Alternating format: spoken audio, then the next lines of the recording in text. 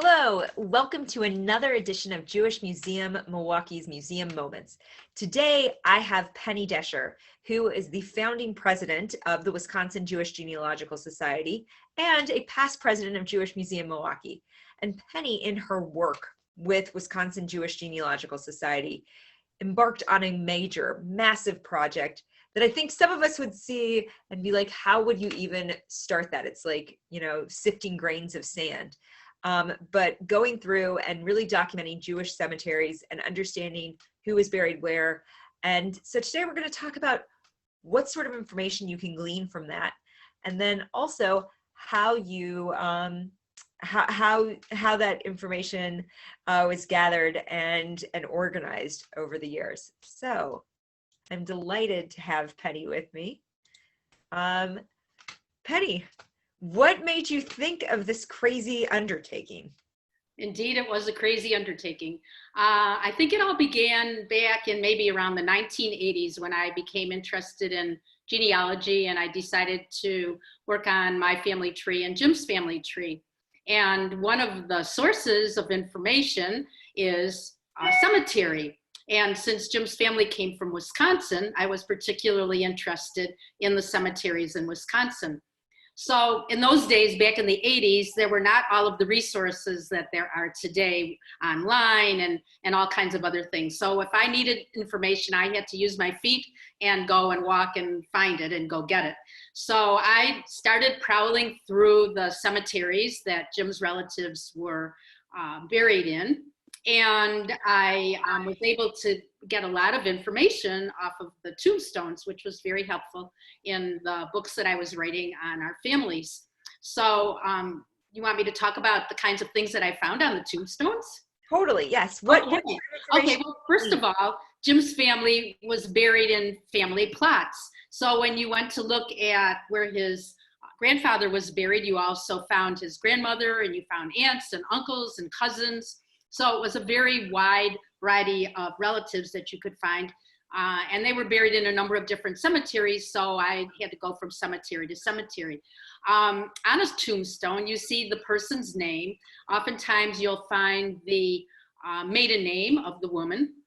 You will find the age generally of when they died. A lot of times you'll find the date of birth and the date of death. And in addition, in Hebrew, you will find generally that this was Yaakov, son of Moshe. And so it takes you back a whole generation that you know that Yaakov's father was Moshe, and you can then go back another generation. So that's very, very helpful. All of those things are very helpful when you're trying to work on a family's history. So as I started going through the different cemeteries, I thought, this could really be valuable to other people.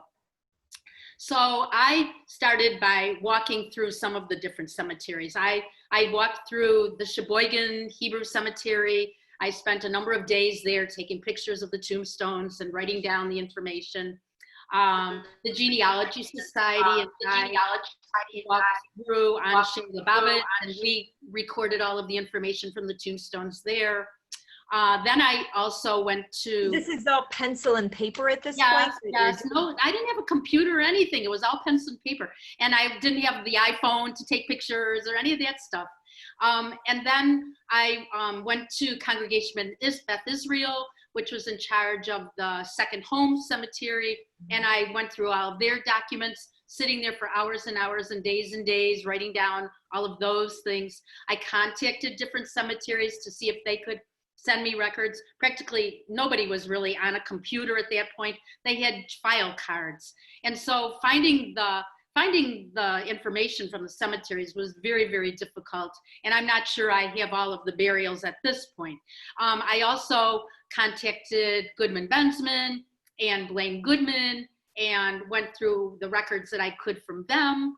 I read through all of the Jewish chronicles going back in the obituaries from the beginning. Manning Book Staff had put together an index, so I went through all of those, and I made an Excel sheet. So I have the name of the person who died, the date of birth. Now I didn't have all of the information for all of these things, but I put in what I could find. Date of birth, date of death, when they were buried, where they were buried, who handled it, Blaine Goodman or whoever, the name of their parents, the name of their spouse, the children related to them. I think that's pretty much it.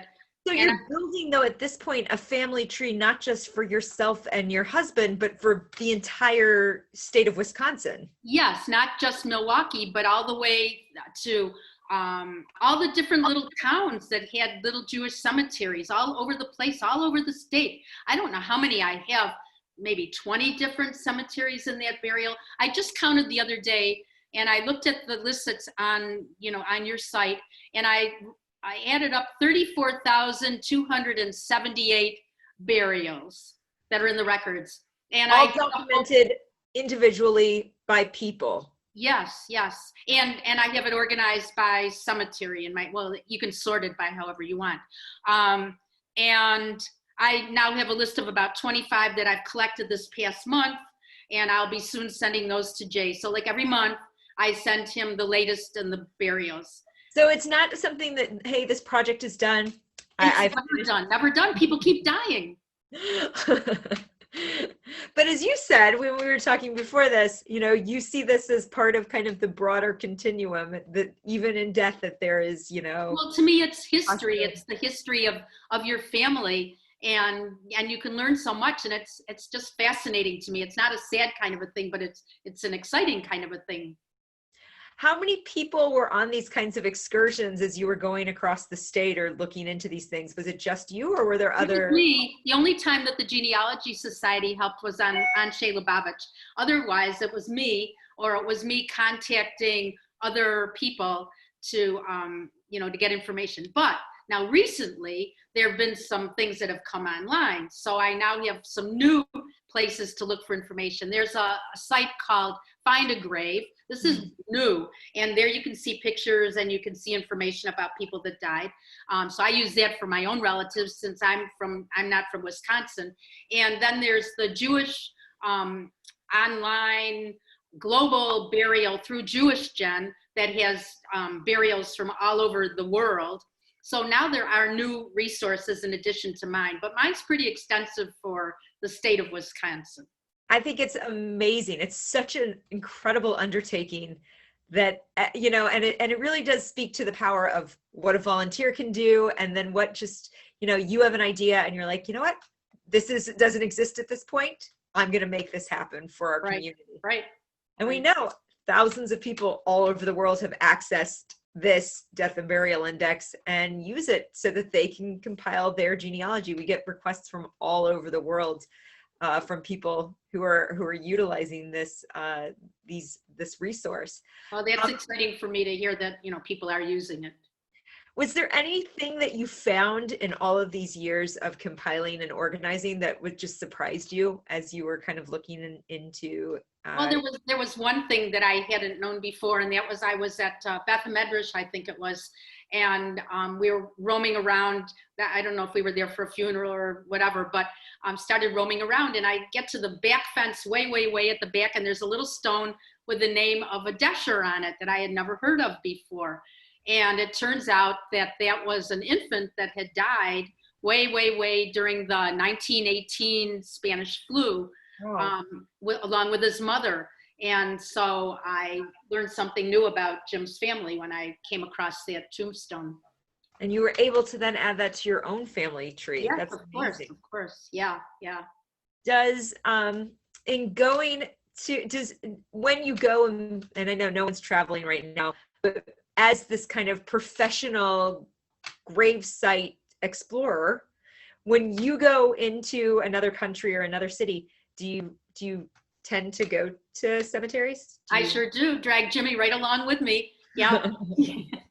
I've got him interested in it too. Even if it isn't a cemetery where my family is buried, I just find it so interesting to see, what was the earliest burial that they had there, and to look at the old tombstones and see the kind of information that they have on there. And some of the tombstones even have photographs of the people that died. And then you see all different kinds of tombstones, what they're made out of, and then you figure, well, that kind of stone isn't very long lasting. So when I need a tombstone, I'm going to use this kind of stone because it lasts way longer. You're now the expert on this. If anybody needs monument advice.